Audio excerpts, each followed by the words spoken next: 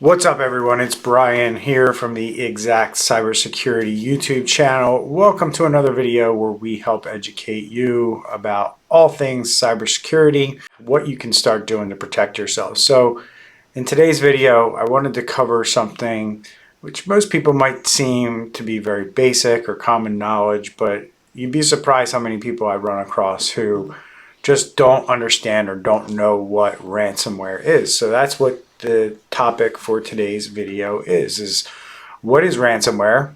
Kind of how did we get to where we are today? And I'm going to explain a little bit about how ransomware is changing today. It's just about November of 2022.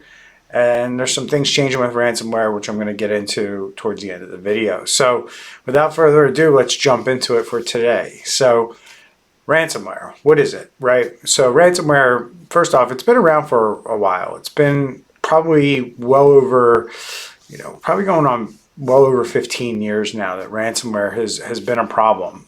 It originally started off with individuals who would, download a file from somewhere. In the early days of ransomware, we used to see it a lot where a customer of ours or a client of ours kid downloaded something to their home computer, usually through peer-to-peer file sharing services, which was very popular back in the day before things like Spotify and all the music platforms that are out there today where you can get music digitally fairly easily.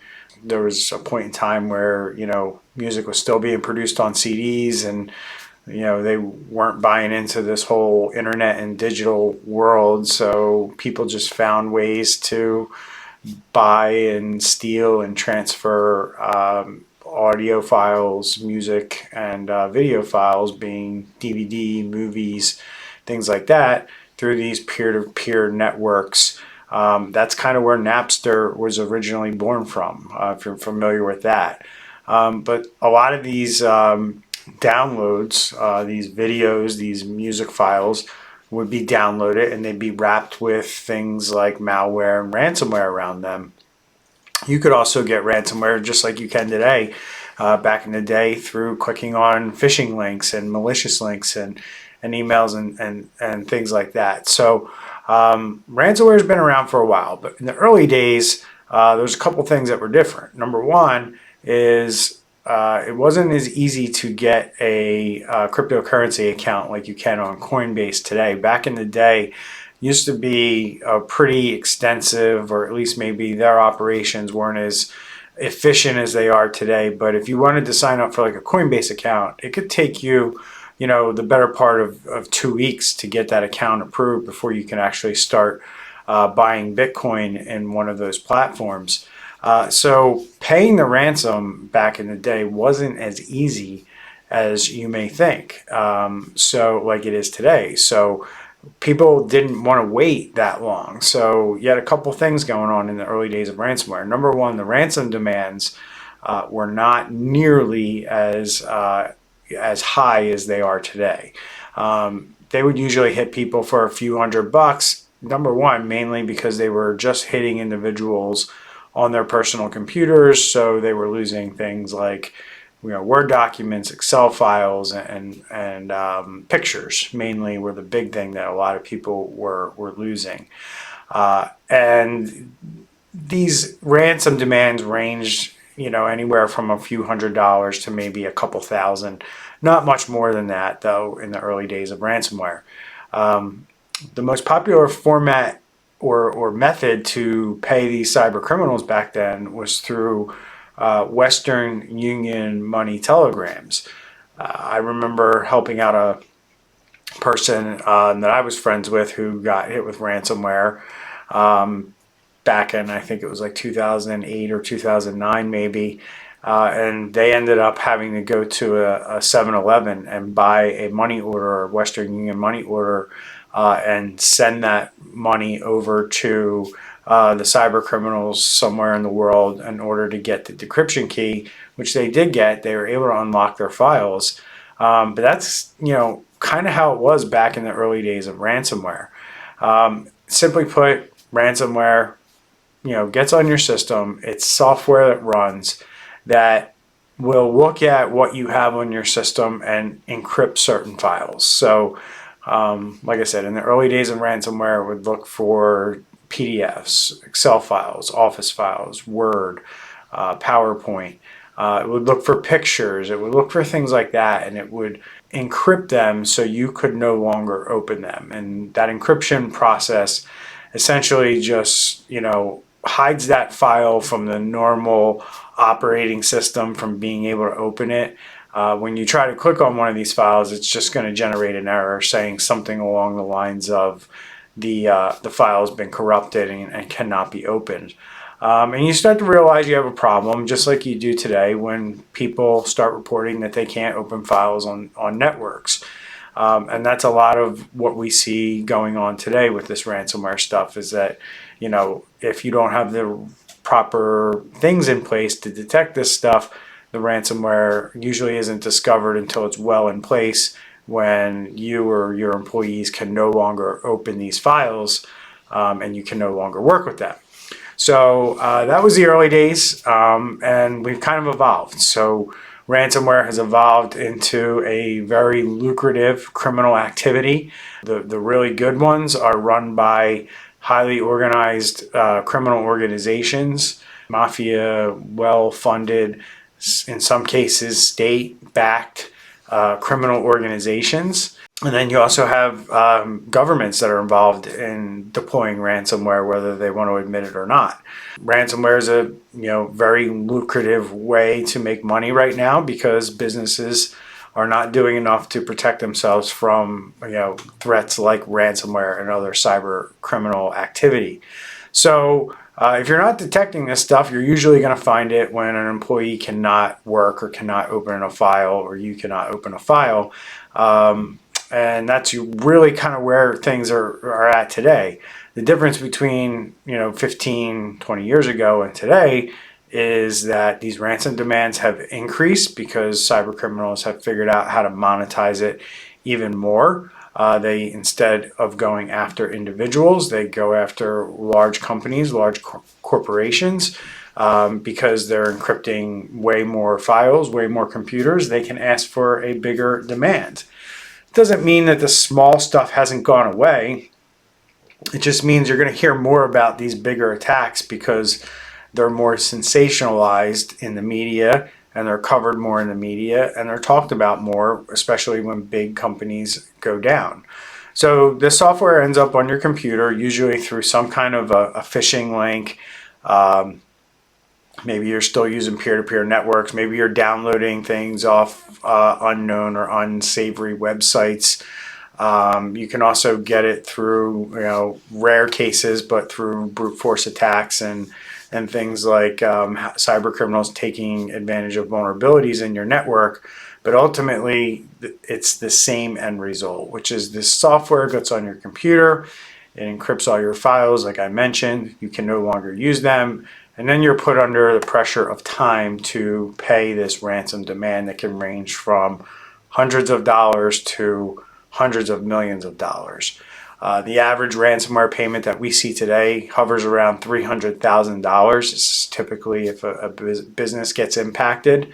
And it usually takes a company north of 180 days to figure out somebody's even in their network, potentially getting ready to deploy ransomware. So ransomware is a big problem for individuals and businesses. But ideally, this is a problem that we want to bring awareness around, and we want to educate you on how you can protect yourself. That's not what today's video is about. I'm just educating you on what ransomware is.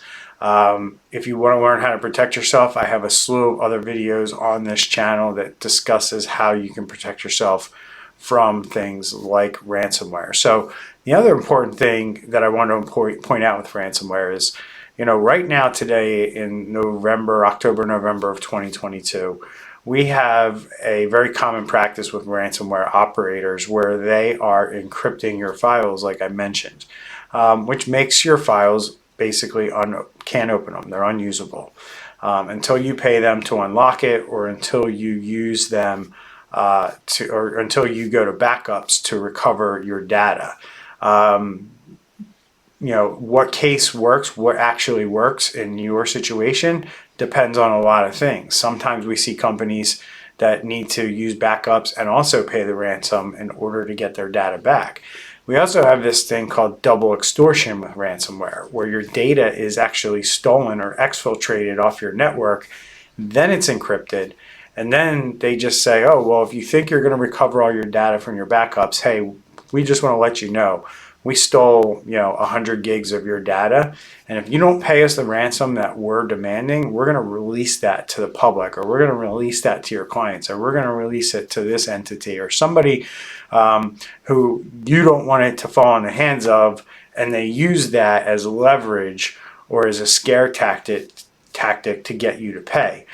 We recently saw this, if you're familiar with the LA County Unified School District, we recently saw this happen to them where their superintendent decided not to pay the ransom, and then they started releasing student and teacher information on the dark web with the hopes that they would think twice and eventually pay that ransom. So ransomware has evolved to this thing with double extortion, and we've also seen ransomware evolve into a specialized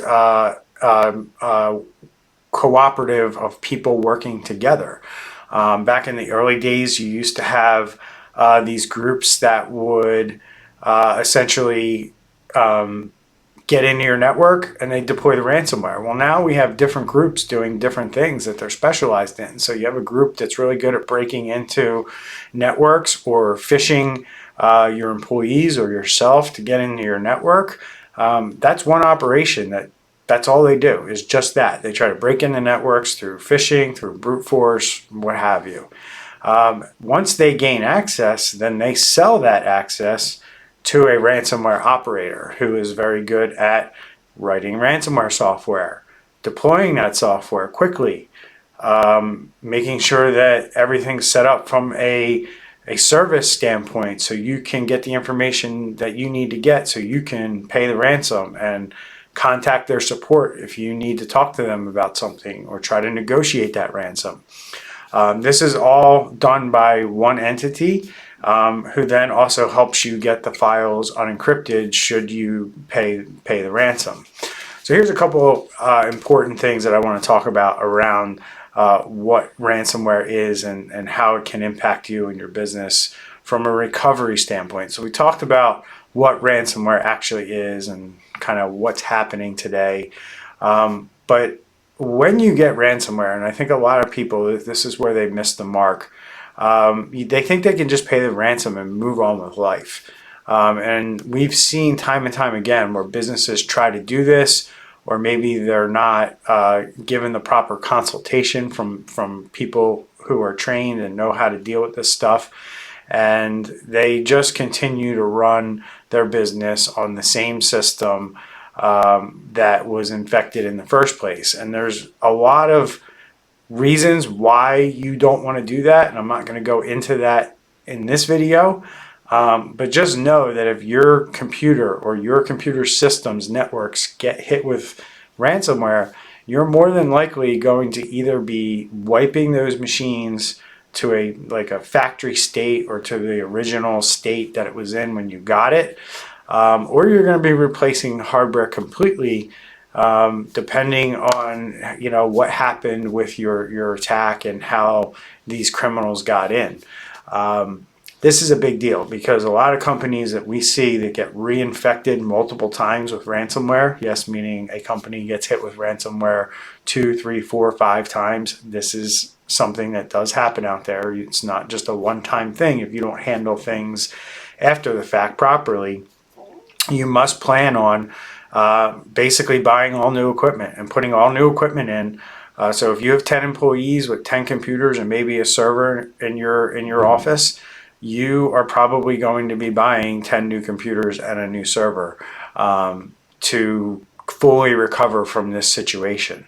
And I think that's something that not a lot of people are aware of when it comes to ransomware and what ransomware is and what it can do to your business. But that's definitely something that I wanted to highlight in this video and bring it to everyone's attention. The other last piece that I'm going to leave you with here is what we're seeing today and in the future with ransomware.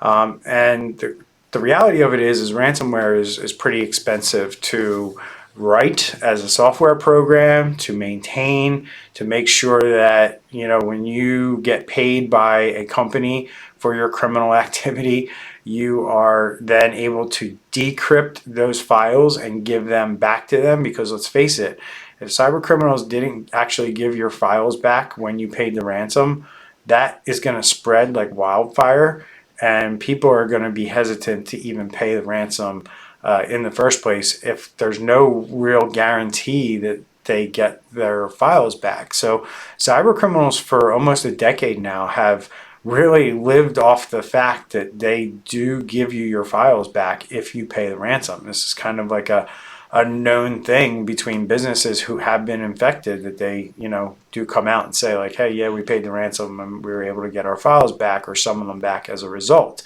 So businesses and I think the business owner community, you know, fully understand and believe that if the ransom is paid, that they will get a good portion, if not all of their data back. And we're seeing a change in this, because that whole process of them being able to encrypt and decrypt is expensive for them to do, to run, to maintain. They have to change things a lot because it's very much a cat and mouse game. And when decryption keys are found out, then that means they have to rewrite their software with different decryption keys and make sure that, you know, somebody can't, you know, decrypt this stuff for free, and then they don't have any leverage.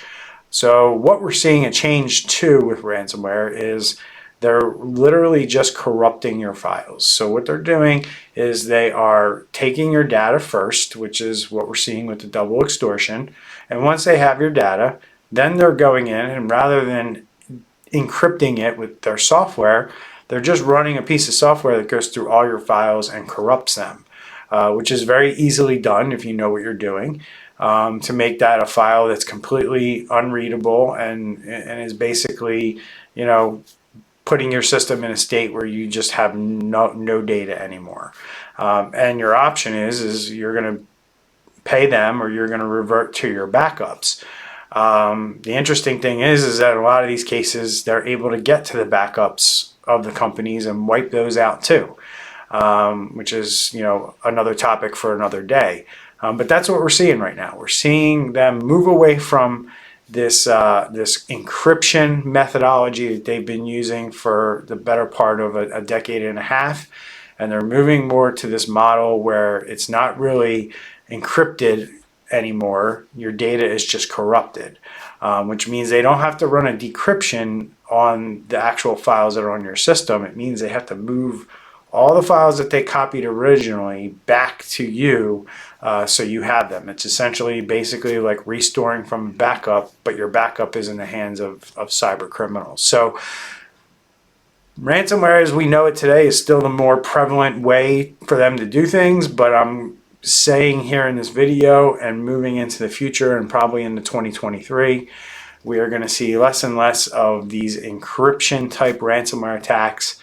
We're going to see more of these ransomware attacks that involve the corruption of data, and then you having to pay for the data that they stole or exfiltrated from your system in order for you to resume operations of your company. So if you have any questions about this, guys, drop it down in the comments below. If you've seen this new form of ransomware, we'd love to hear about it from your perspective. If you dealt with this or had any experience with it.